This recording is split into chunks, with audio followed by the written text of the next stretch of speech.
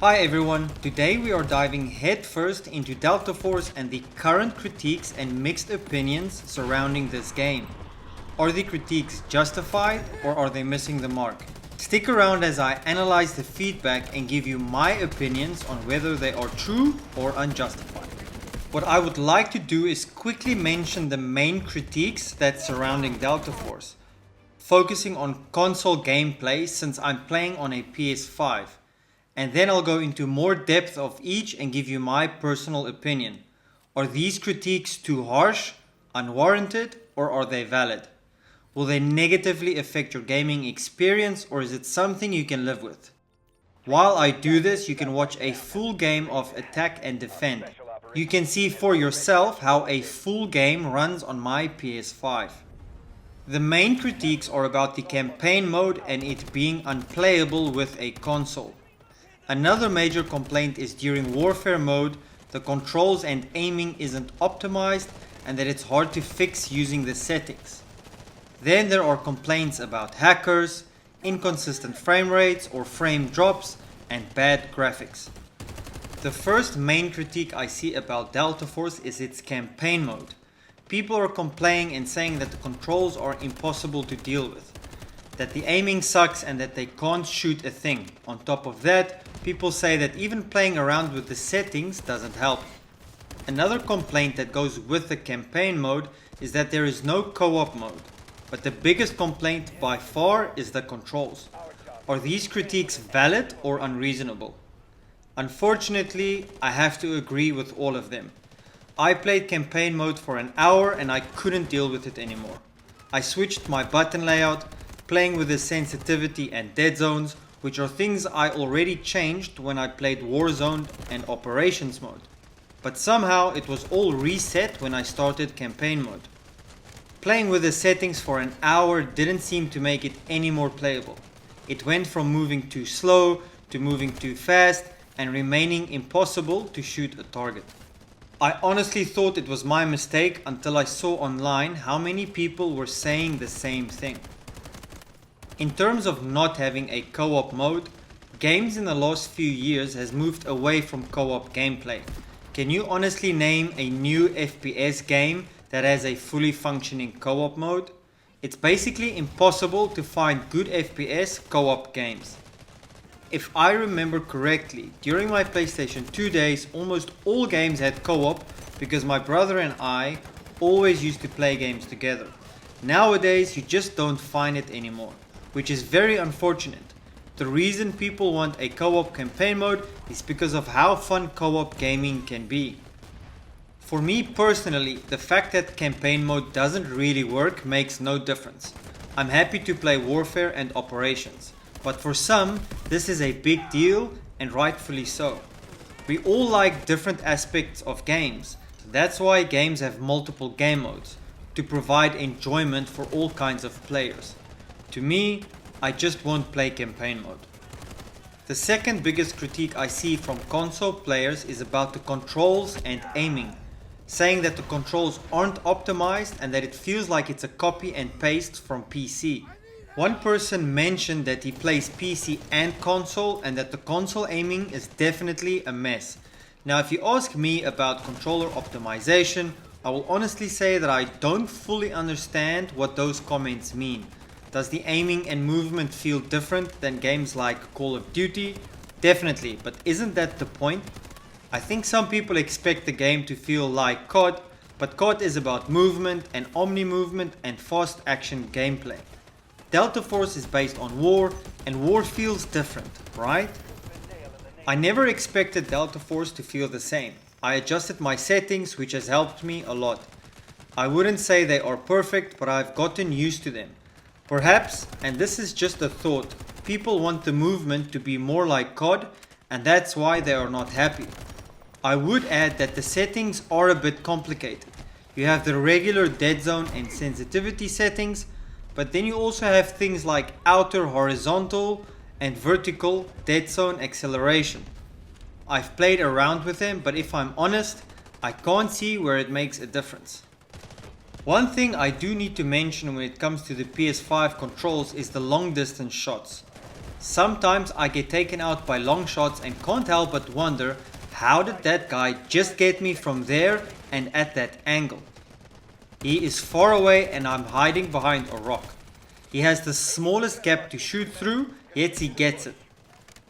And it's always coming from PC players. When I attempt the same on my console, I find it much harder to make those shots. I have to use burst fire just to stay on target. Don't get me wrong, I've made some long shots with a rifle, but that's the exception. This is where I can tell the controls doesn't seem to favor console as much as PC. People also mentioned the inconsistent frame rates and frame drops during gameplay. Some even mentioned screen tearing, which is something I've never heard of until I read the reviews. I had to Google what it is, which means I haven't experienced it yet. I have experienced the frame rate drops that people mentioned, and I have to be honest, in the 60 hours I've been playing this game, it probably happened to me 3 times. Is it fun to experience? Of course not, but I think people are making it into a big deal for nothing. It is 2025 however, and I believe technology should be better at this point. But I'm not going to let it affect how much fun I'm having. And if you die when it happens, then yeah, it sucks, but what's the point of getting upset about it?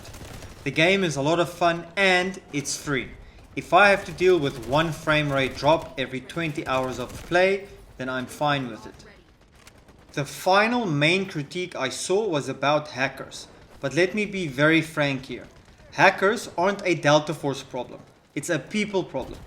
I think it is pathetic to cheat on a video game. A video game of all things. If we are being honest, grown-ups playing video games is already frowned upon.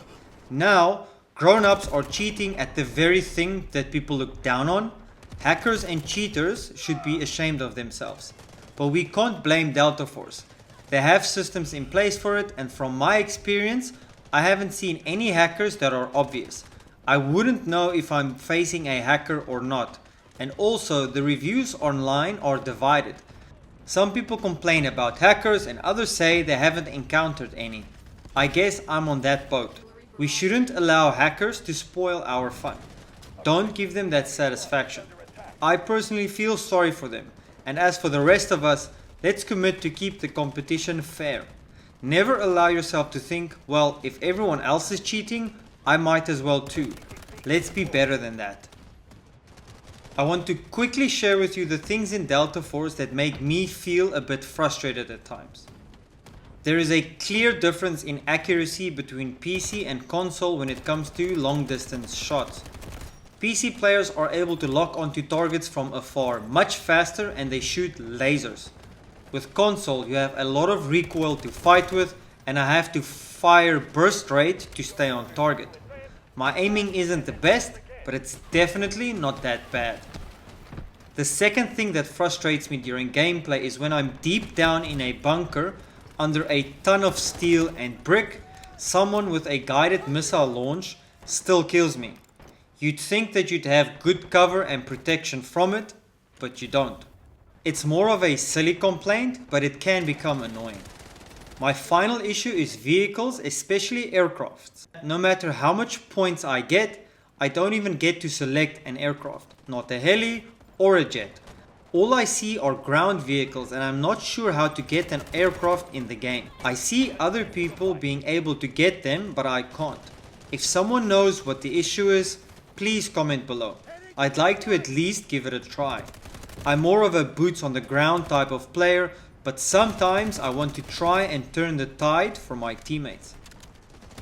After reading quite a bit of the critique surrounding Delta Force, I couldn't help but wonder, what do people expect from these kind of games? What would ultimately make everyone happy to play it? I'm only asking this because you might be willing to pay $99 for a game that's not that much better than Delta Force. And for a lot of people, $99 is quite expensive. Does the paid for games really blow Delta Force out of the water? If I think about Black Ops 6 and all the issues on that game, which is a paid game, then Delta Force is doing incredible.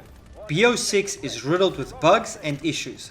Hackers literally took over. Split screen on zombies is an absolute mess. My wife likes to play that with me, but it has all kinds of bugs that hasn't been fixed since the game was released. And with Black Ops 7 coming out, people are still willing to pay for a substandard product, where Delta Force is absolutely free. I've been having a lot of fun playing it. It's not perfect and it's for the various reasons I have already mentioned, but it's a game that gets me excited to play. I've heard a few people say that playing Delta Force with friends or a team makes the game way more fun to play. So that's what I'm going to try. I'll join the Discord server and see if I can team up with people. That could make an interesting video. What do you think? To wrap up what I think, I would say that the Delta Force creators are actually heroes for giving us a solid game that's absolutely free. The game isn't too complicated or too simple. I've seen a ton of reviews of people saying how much fun they are having, regardless of the issues. I want to thank you all for watching. I hope you found the video useful and that more of you will try to play it. It is a lot of fun. If you liked this video, it would be great if you wanted to subscribe and push the like button. It helps the channel grow and reach more people. Thank you all for watching and happy gaming.